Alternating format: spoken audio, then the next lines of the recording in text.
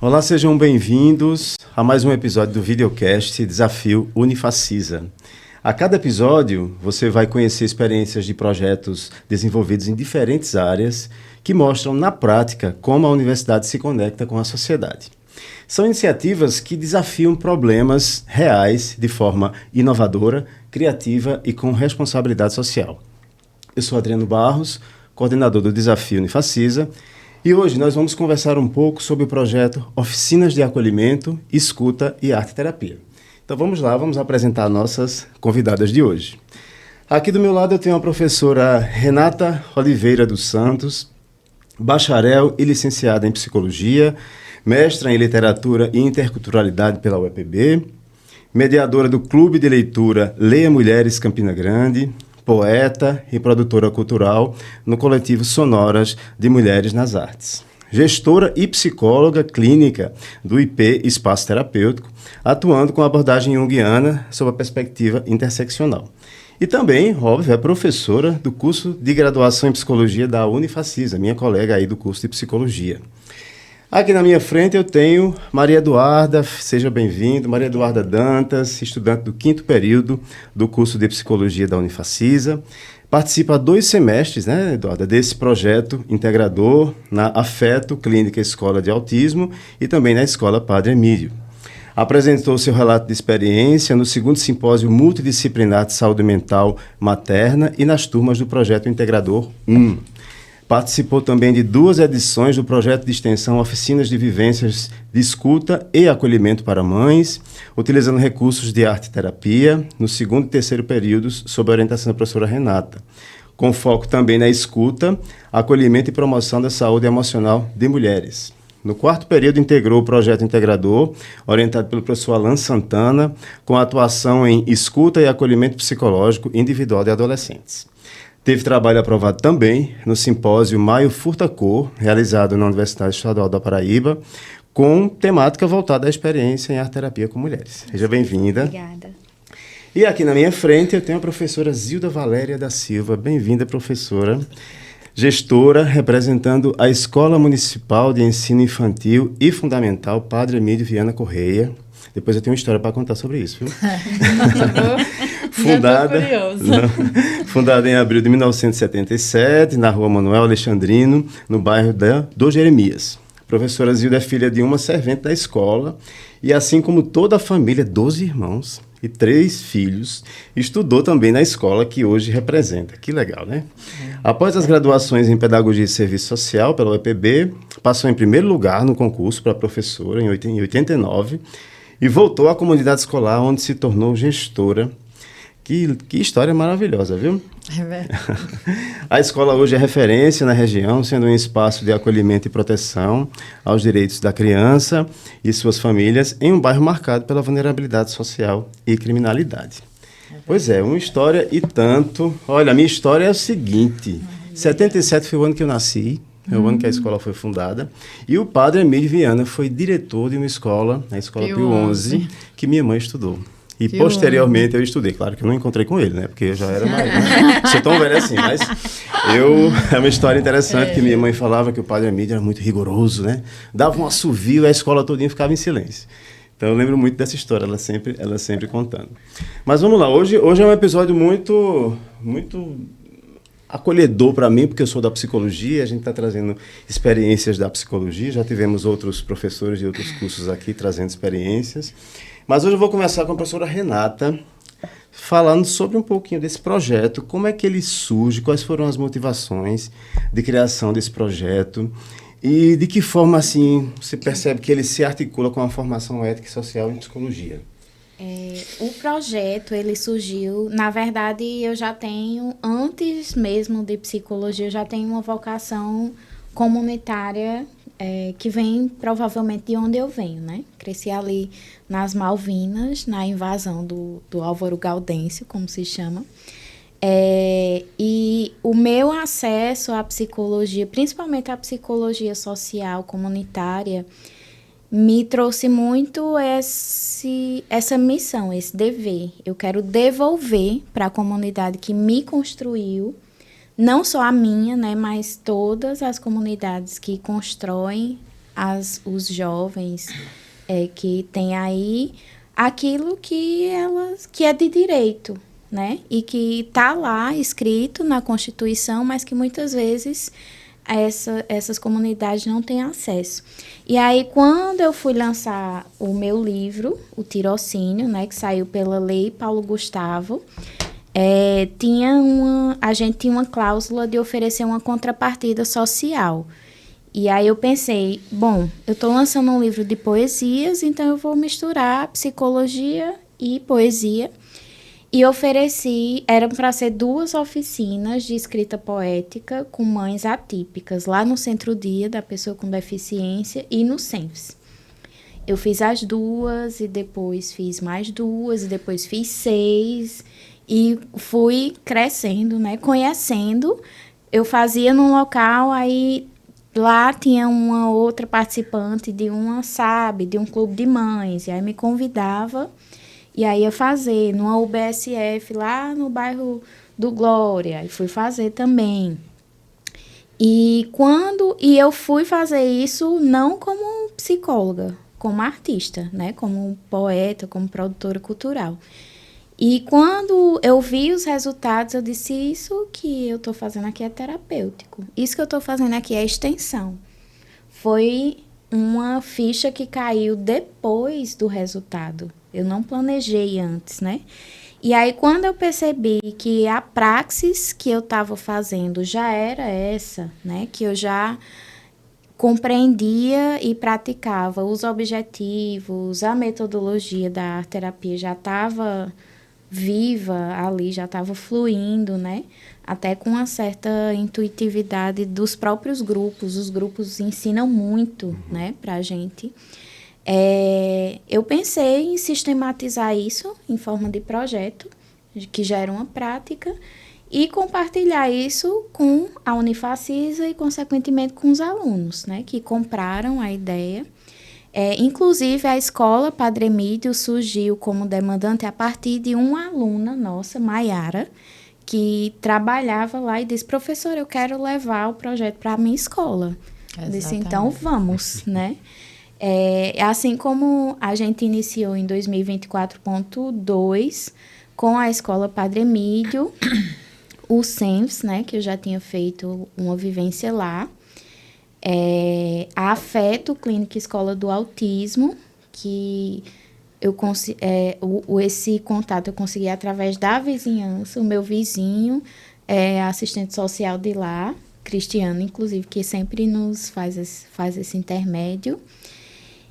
Afeto Clínica Escola, Padre Emílio, CENFS, e antes a gente estava no CRAS Aloysio Campos, né, no grupo de idosas e puérperas. Mas aí chegou o estágio básico em social, que precisava desse campo de atuação. A gente cedeu esse grupo e entrou em contato com o programa Colo para a Mãe, onde eu também tinha prestado uma contrapartida do livro.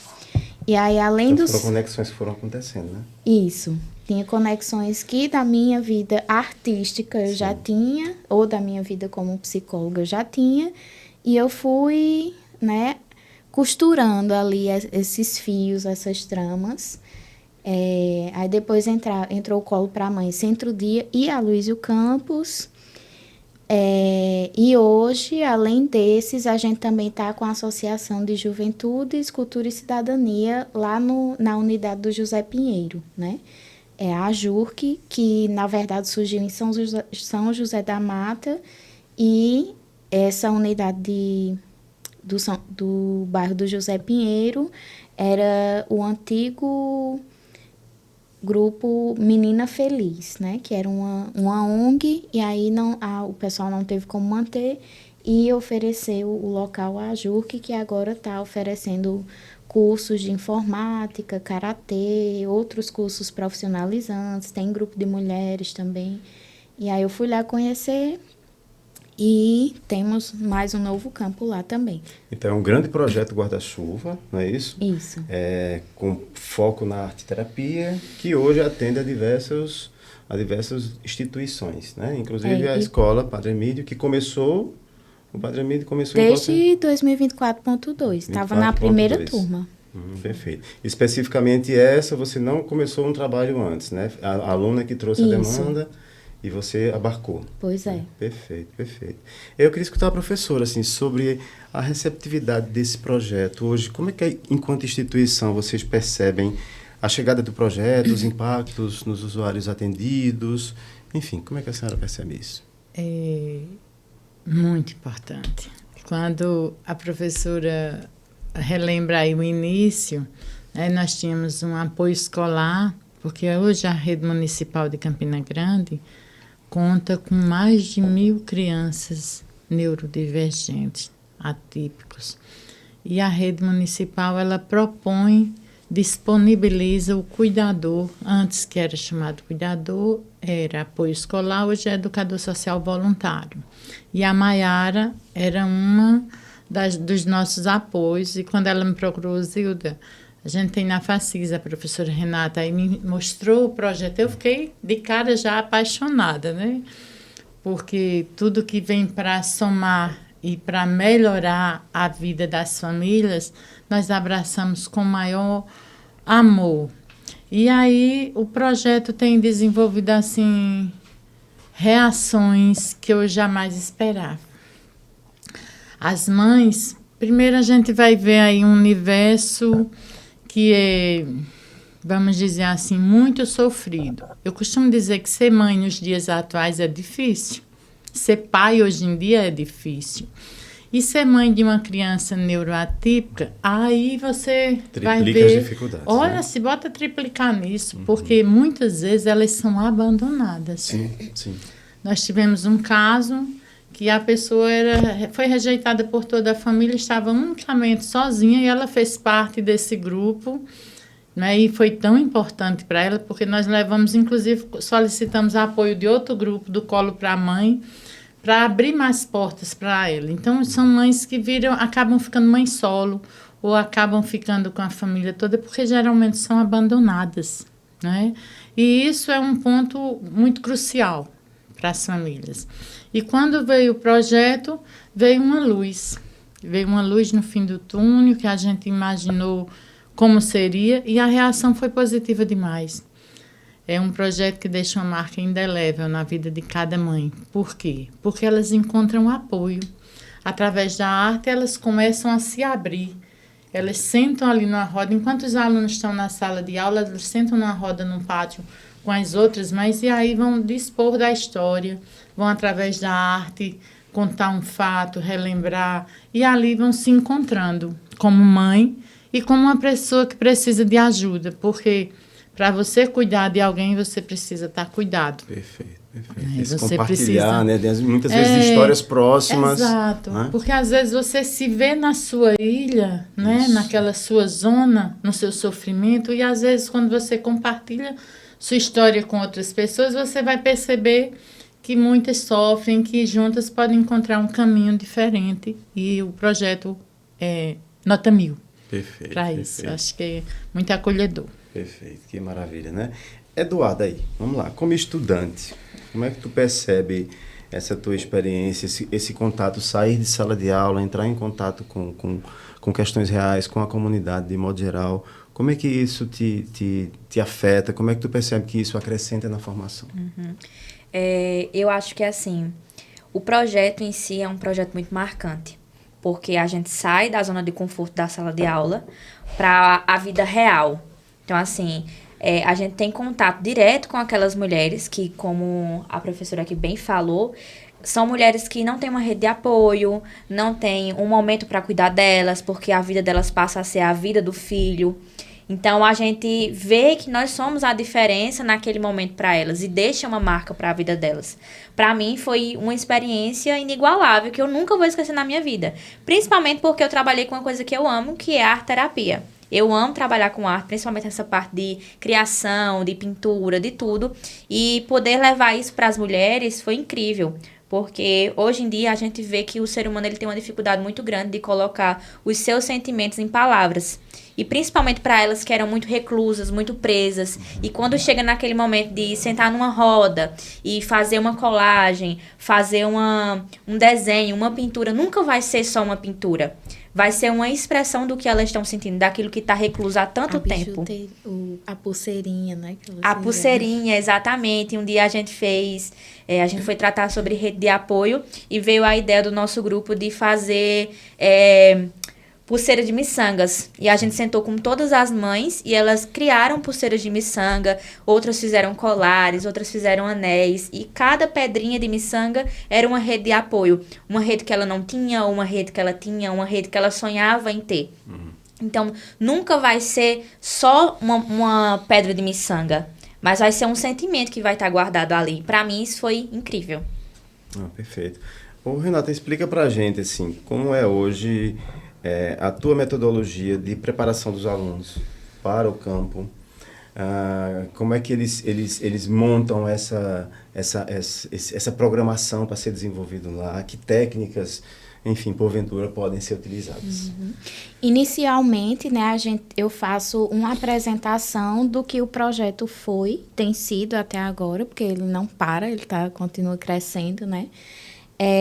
Trago uma parte expositiva sobre a contextualização histórica, teórica, crítica, ética e metodológica, né? E após essa exposição, nessa parte expositiva, que é pequena, porque o aluno vai ter que correr muito por fora, né? Fazer muitas leituras em casa e chegar na sala com as dúvidas.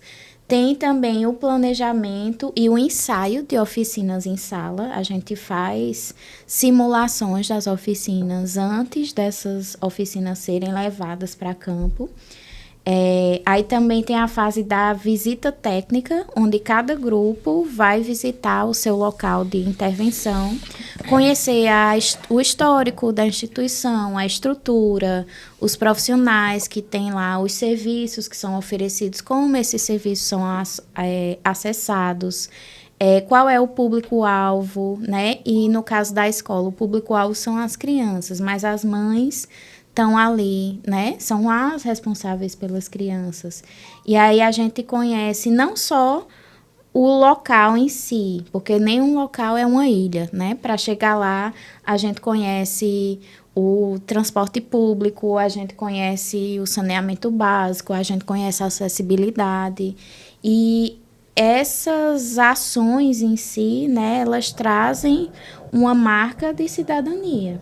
Né? Você mora em Campina Grande, você não conhece a cidade em que você mora, seu município, né? Você não sabe que é mais difícil chegar um ônibus lá no Jeremias do que no centro da cidade, né? Então, de certa forma, a experiência em si, ela já traz uma implicação para o aluno, né? Ele sai ali do conforto, do ar-condicionado da sala, né? Para botar o pé no chão, né? Andar... ver como é que são aquelas casas, como é que são aquelas ruas, como é que se acessa esses lugares. E a partir dessa visita técnica, geralmente o planejamento que foi feito das oficinas antes muda. Né? A gente planeja e eu já sei que isso acontece, mas eu deixo acontecer naturalmente, como diz a canção. Porque isso mostra assim, a capacidade de crítica e autonomia dos próprios alunos, né? A expectativa que eles tiveram antes e depois de experienciar aquela realidade. Será que aquela oficina, aquela metodologia que eu pensei vai ser útil? Vai ser execuível nesse campo? Essas pessoas aqui, isso vai interessar a elas, né? Que no fim das contas, né, quando a gente pensa os objetivos... É uma confusãozinha que acontece. Os alunos pensam nos objetivos deles. E aí eu digo, não, a gente está fazendo uma oficina, não é para vocês. É para esse público. Qual é a utilidade para esse público de falar sobre isso, de pensar sobre isso? Como é que a gente vai abrir esse tema? Né? Como é que a gente vai desenvolver, amadurecer, aprofundar, elaborar esse tema? Como é que a gente vai fechar esse tema, já que nós, da psicologia, lidamos com coisas tão delicadas, né? Nunca a gente vai lidar com uma coisa superficial, trivial. Uma miçanga não é só uma miçanga, né?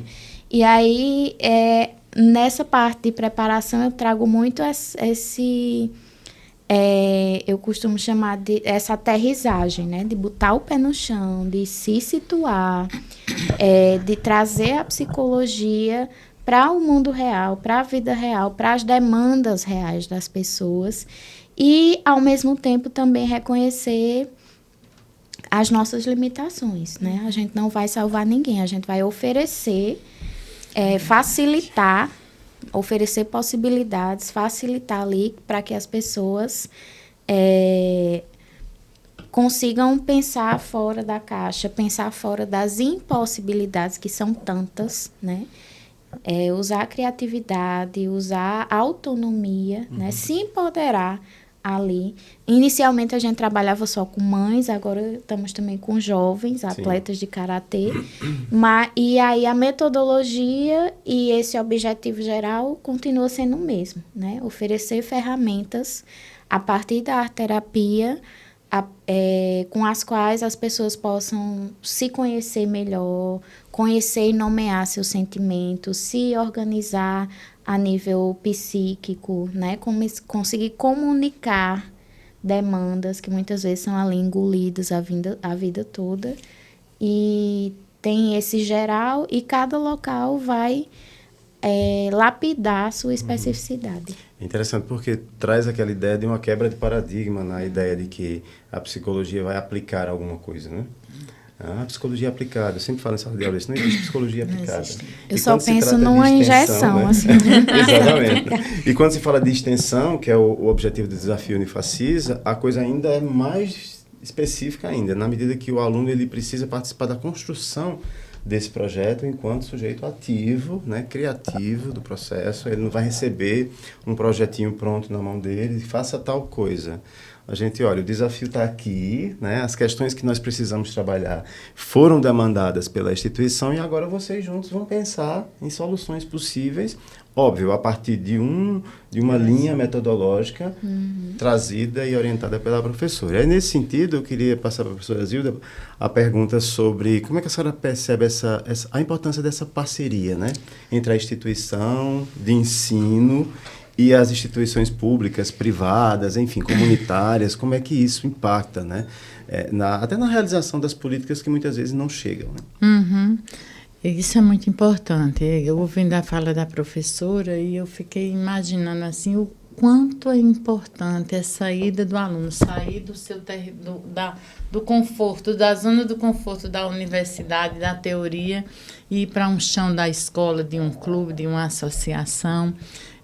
No território vivo, onde vai encontrar realmente uma demanda que a teoria mostra uma coisa e na prática você vai se dar outra.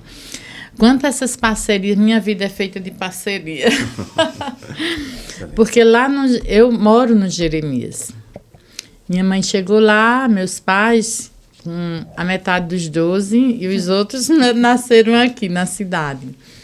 E lá eu fui adolescente, minha mãe, como você disse, ela era a servente da escola. E, pasme, os filhos imitam os pais, não é? Eu também queria ser a servente da escola. Quando a gente vai ficando uma mocinha ou um rapaz, a gente quer imitar os pais. Você vê os pais e você imagina. E dos 12 filhos da minha mãe, eu fui a primeira que se formou, que chegou à faculdade, eu fiz serviço social, eu voltei, fiz pedagogia, eu voltei, fiz licenciatura em política e sociologia e fiz algumas pós.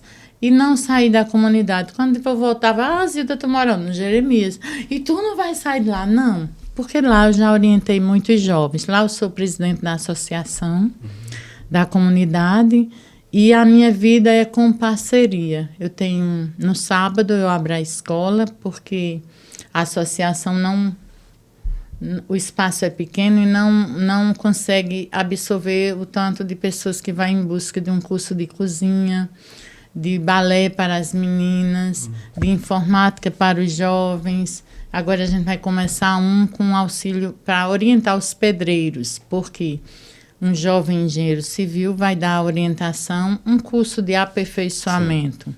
Então, como é uma área vulnerável, essas ajudas externas de faculdades, de outros lugares, são muito bem-vindas. Eu tenho uma instituição que me ajuda muito, que é o VOA, são os amigos da igreja, porque nós vivemos com as ajudas das pessoas, não é? Então, o VOA tem uma equipe da Prata, da Igreja do Rosário, que são meus parceiros. E eu acho isso formidável. Eu acho que é muito bom você voltar e dar um pouquinho do que você cresceu para a sua comunidade. Eu fico muito grata quando uma pessoa diz: Tia Zilda, eu já me formei. E quantos não já passaram pelas minhas mãos, que se formaram, tantos outros estão presos ou estão mortos, porque trilharam caminhos diferentes. Porque eu costumo dizer que a educação é a única forma de você mudar a sua vida, porque ela muda a sua vida, da sua família e do seu entorno, perfeito. né? O entorno da sua comunidade. Então, a gente tem que tentar melhorar a vida do outro. Estamos nessa vida de passagem, né? E eu sou grata, muito, muito grata a Deus, porque eu trabalho num ambiente que eu estudei. Praticamente é uma extensão da minha casa. Meu filho diz que eu passo mais tempo na escola do que em casa. Hoje, à noite, a gente tem a educação de jovens e adultos, e também é outro público que eu tenho tentado conquistar para que concluam seus estudos e que melhorem a sua vida. Então, cada participação, e eu costumo receber muito. Essa semana recebi uma ligação de alguns alunos de medicina, psicologia, que estão com um projeto novo. Zilda, a gente está querendo um espaço, eu digo, porta aberta. Então, o espaço da escola, da associação na comunidade é uma porta aberta para quem queira nos ajudar. Somos uma comunidade pobre, sim. Vulnerável, sim. Se você chegar lá, você... Outro dia eu levei uma pessoa que ele saiu, não, Zilda, isso não existe, não. Daqui a pouco eu lhe mostro uma foto. Isso não existe, Campinas existe. Existem lugares em que as políticas sociais, as políticas públicas não chegam. E quem vai chegar são pessoas como nós que vai querer ajudar a mudar a vida de alguém. Perfeito, perfeito. É uma função social da escola, né? Exato. Uma Essa coisa ideia de uma que eu escola acho aberta é fantástico é que a gente sempre escuta falar em comunidade escolar. Sim. E nem sempre, por ter uma escola, existe uma comunidade. No caso lá da Padre Emílio, Zilda faz isso. Quem é da comunidade participa a escola é um espaço comunitário, né? Não é um espaço excludente. Perfeito. A Ju também é nossa parceira lá. No sábado à tarde Olha eu tenho só. um curso. A gente fez um curso do trabalho afro, né? Porque a nossa história é uma mistura, né? Nós somos uma mistura de povos e a gente trabalha essa conscientização. E a Ju, que me ajuda no sábado, a gente está com um curso de tranças e cabelos afros. E aí os pais é quem fazem o curso. E estão já ganhando dinheiro fazendo uma parte. Então, estou dizendo a você, a porta é aberta. Quem quiser ajudar é só procurar a Zilda. Maravilha. É um processo realmente de inclusão social, né? Dentro de uma sociedade tão desigual como a nossa, essas iniciativas elas são fundamentais para abrir portas para pessoas que às vezes nem têm uma perspectiva de vida, né? Exato. E eu queria ouvir, Eduardo, assim, nessa tua experiência, o que é que tu traz assim, de algum momento mais especial, que foi mais marcante durante o projeto? Olha, é até difícil a gente escolher uma, porque o projeto em si inteiro ele é marcante. Mas eu acredito que teve algumas que se destacaram e uma em específico, o meu grupo trabalhou sobre autocuidado no dia. E a gente fez pinturas no papel mesmo, na folha de ofício. E quando a gente terminou a pintura, elas fizeram um lanche e tudo mais. E no final a mãe falou assim, eu queria falar uma coisa. E a gente disse, pode falar, fica à vontade. Ela disse, olha, eu tô muito feliz de estar aqui hoje. E quando eu chegar em casa, eu vou contar pro meu filho que hoje eu fui pra escola, eu merendei e eu fiz a atividade igual ele faz. E eu tô tão feliz que faz muito tempo que eu parei os meus estudos. E quando eu sair daqui, eu vou falar com a diretora, porque eu quero voltar a estudar. E eu quero ir pro EJA, né, isso, à noite. E eu tô muito feliz, eu queria agradecer a vocês. Aquilo ali impactou a gente de uma forma, porque a gente viu que tudo que a gente tava fazendo valeu a pena. Porque a gente vê uma mãe que parou há muito tempo de estudar, vê que a vida dela não é uma vida fácil, porque de manhã ela acordava super cedo para levar o filho pra escola, ia dormir tarde da noite, porque tava cuidando da criança, trabalhava, e não tinha uma rede de apoio. e ela ainda ia arrumar tempo para estudar, voltar a fazer uma coisa que ela queria, uma coisa que era necessidade dela e uma coisa que ela já tinha parado há muito tempo. Então, isso pra gente foi incrível. E outra vez, na clínica escolar Afeto, a gente tava tratando também sobre autocuidado. E no final, uma das mães falou, olha, eu queria falar com vocês porque nós trazemos os nossos filhos pra cá. Eles são muito bem tratados. Às vezes passam um dia em tratamento, passam um dia na escola, passam um dia passando por fono, psicólogo, físio e muitos outros profissionais. Mas muitas das vezes o nosso filho está sendo tratado e a gente não. E eu queria nomear vocês como eu disse Alívio da alma. Isso, os aliviadores de alma. Olha só. Porque a nossa alma, muitas vezes aqui, ela tá muito machucada, tá muito cansada, e vocês vêm, e nesse curto espaço de tempo, traz pra gente aliviar a nossa alma. Então, muito obrigada por estar aqui com a gente, de coração, sempre com a gente de coração. E isso pra gente também foi uma coisa que impactou, porque fez lembrar uma frase que a gente escuta durante todo o curso. Conheça todas as técnicas, domine todas as teorias, mas ao tocar uma alma humana, que seja apenas outra alma humana. Então, assim, muito importante você saber todas as técnicas, muito importante você ser o primeiro da turma, conhecer todas as teorias. Mas você precisa estar fazendo aquilo ali de coração, porque o que toca o ser humano é o coração.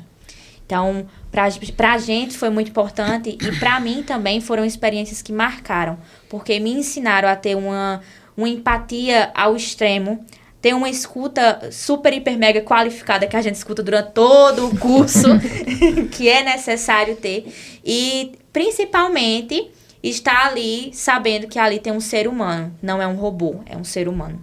E foi isso. Uma palavrinha mágica também que a gente sempre fala é contexto, né?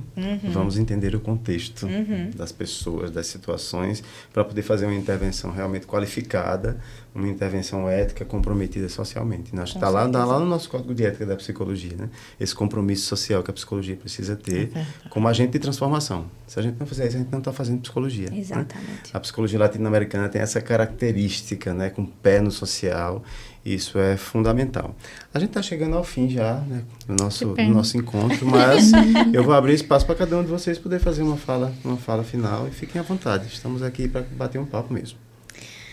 Eu começo? Por favor. Eu costumo falar para as minhas turmas que eu passei 4 anos da minha formação em psicologia meio sem saber o que é que eu estava fazendo ali, até eu chegar na extensão. Até eu chegar na psicologia comunitária, até eu botar o pé no chão, né? E começar a usar aquela teoria tão abstrata, tão europeia, branca, masculina, né? E eu transformar ela ali numa ferramenta de acolhimento para as pessoas como eu, para as pessoas que vinham de onde eu vim, para as pessoas que eu olhava na horizontal.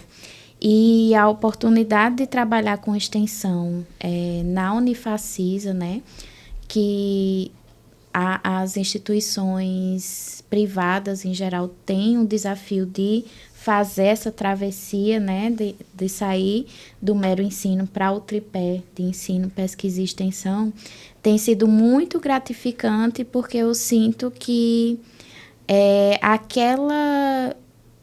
aquele compromisso individual que eu sentia de devolver para a comunidade, né, para o município, para o estado, para o país que me ofereceu a oportunidade de me formar, de me tornar uma psicóloga eficiente, né, reconhecida, eu poder oferecer isso também, inclusive para quem não pode pagar, né, tem sido muito gratificante para mim, sobretudo ver o projeto ganhando vida própria e crescendo, né? A gente começou com 4 locais de atuação, 4 grupos, agora estamos com 6 locais, 9 grupos, né? A Escola Padre Emílio, por exemplo, vai estar com um grupo pela manhã e outro grupo à noite, né? Assim como outros locais também vão estar com 2 grupos, e a Juque, que é um novo local que está nessa parceria, e mais locais chamando, né? Eu estou com uma visita marcada lá no Clube de Mães do Dinamérica, para quem sabe no próximo semestre também abrir um grupo lá. E é muito gratificante, né, porque a gente vê a potência da psicologia enquanto ação, não só enquanto aquela abstração, palavras bonitas, mas enquanto mão na massa, mudança de vida ali de pessoas, mudança de visão de mundo, né? Eu falo muito de mudança de visão de mundo dos alunos, mas eu aprendo muito a cada semestre desse. Esse papel da extensão é interessante, porque é uma troca, né? A gente oferta um conhecimento produzido na universidade, mas vem de lá também muito conhecimento e construção de uma coisa absolutamente nova. Né? Nunca é uma coisa, uma transposição, mas a extensão ela tem essa função de uma transformação mesmo. Pois é, eu costumo dizer que a gente oferta ferramentas e o que cada local faz é único, é singular, é novo, é criativo. E aí é uma alegria muito grande e um orgulho, né? Ver aqui nossa ex-aluna, com nossa parceira desde o início do projeto e ver ele crescendo também. É uma coisa que é uma gratificação que vai além do salário, além daquilo que a gente tem enquanto atribuição, enquanto professor. Né? Atravessa isso, vai mais além. A extensão sempre me lembra aquela ideia do Boaventura de Souza Santos, que é um pesquisador e professor português, que ele diz assim, a universidade muitas vezes ela é uma torre de marfim. Ela fica lá de cima observando a realidade lá fora, né? E a extensão ela vem quebrar essa ideia dessa torre de marfim, sair da sala de aula, sair dessa pesquisa muitas vezes abstrata e entrar junto à realidade social, entendendo que a universidade tem função social, sim, seja ela pública, seja ela privada, né? Professora. Concordo plenamente com suas palavras. Primeiro eu gostaria de parabenizar a Renata pela brilhante ideia de levar essa extensão para as comunidades e para a comunidade tão carente como é o Jeremias.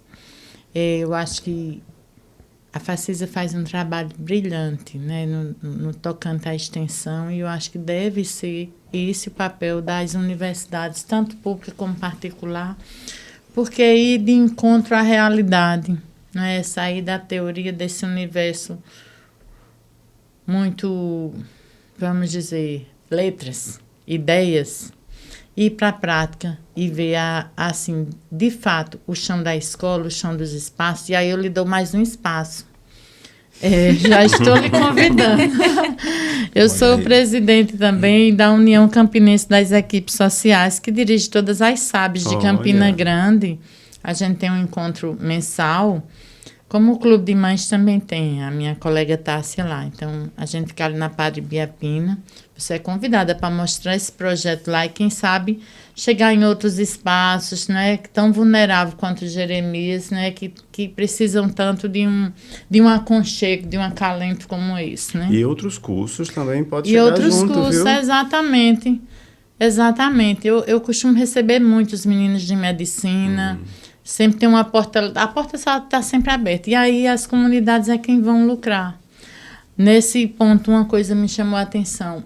Nós convidamos as mães, né, das crianças neuroatípicas, e tinha uma mãe que ela não disse que a filha, a gente percebia todo o contexto, sim, porém ela nunca tinha apresentado um laudo. E aí ela disse, eu queria participar da reunião. Aí eu disse, esteja convidada. Ela participou. Aí depois ela veio e me disse, Zilda, minha filha tem laudo, ela é autista, mas o meu marido não aceita, a família não aceita. E aí eu conversei com ela se abriu, chorou. Eu pedi para ela trazê-lo, o companheiro, para mim, conversar com ele, porque às vezes uma conversa, dizer dessa importância de a gente conhecer para adaptar as atividades, para dar o apoio e o suporte necessário. Sim. E aí foi uma reação, Renata, e isso é fruto do seu trabalho. Que coisa boa. E aí isso é muito bom. Eu acho que isso aqui não tem palavras que a gente tem para dizer a importância desse projeto e de tantos outros que chegam lá, no chão da escola, nas comunidades vulneráveis, onde tem pessoas que não têm nenhuma perspectiva de entrar num prédio público ou privado de universidade. Quando você vê assim, diz, isso eu sou capaz. Eu costumo dizer às mães nas reuniões de pais, que o Jeremias, ele é bem localizado, muito próximo ao EPB, ao UFCG e a outras universidades. Lá é bem pertinho. Eu digo, subindo aqui, o bem, você está na UFCG. Então, é para a universidade que os nossos filhos têm que ir. É para lá que a gente tem que encaminhar. Não, meu filho terminou o estudo. Terminou o quê? O 9º ano. Não, terminou não. E aí eu fico nessa pressão. E com isso eu já consegui ajudar muitos jovens a se formar.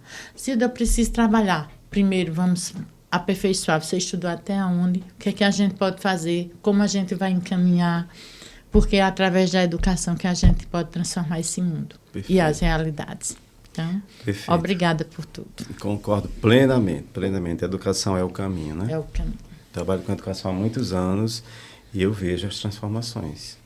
Às vezes chega aquele aluno ali tímido, né? Daqui a pouco o menino está ali no mestrado, tá? E você olha, isso foi meu aluno, que maravilha. Não é isso, bom né? Isso, né? Às vezes aquele que tem professor, dificuldade. lembra de mim. A gente vai ficando velho, mas é o jeito, né? É o jeito, né? E aí, Eduarda? Então, eu acredito que assim, a gente precisa estar sempre disposto a se doar por completo, porque eu acho que assim, como Zilda falou no início, a vida passa rápido. E cada momento ali vai ser um momento muito único. E se você não souber aproveitar, vai passar, você não vai ver e trabalho perdido.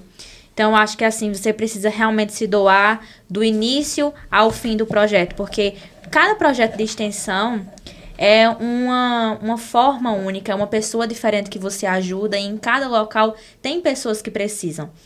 Seja no Jeremias, Araxá e em tantos outros bairros da nossa cidade que precisam, bairros que são vulneráveis e que geralmente a gente nem pensa sobre eles. Mas em cada bairro deles tem uma pessoa que está precisando ali de uma certa ajuda, uma pessoa que precisa pensar, uma pessoa que precisa de nós, tanto na forma da educação quanto da psicologia. E eu acho muito interessante esse projeto de extensão específico, porque ele vai nos bairros que ninguém pensa sobre eles. Vai para Aloysio Campos, Zé Pinheiro, porque geralmente as pessoas olham para Campina e pensam que é Açude Velho, Alto Branco, Centro, mas ninguém vai para o lado menos favorecido da cidade. Vulnerável, isso mesmo. Isso. E esse projeto não, ele vai para os bairros que são menos favorecidos, os bairros mais vulneráveis.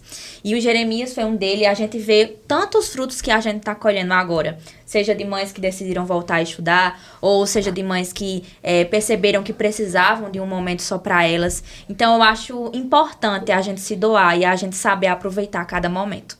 Perfeito. Que maravilha. Cada experiência que vem nesse podcast me deixa assim muito sensibilizado, né? Com os resultados, o impacto social das ações. E a Unifacisa realmente está de parabéns nesse sentido, né? Hoje nós temos uma extensão que ela é curricularizada, né? Ou seja, ela é obrigatória dentro de todos os currículos. Os 10% da nossa carga horária está rendendo muito, né? Rendendo muita transformação social.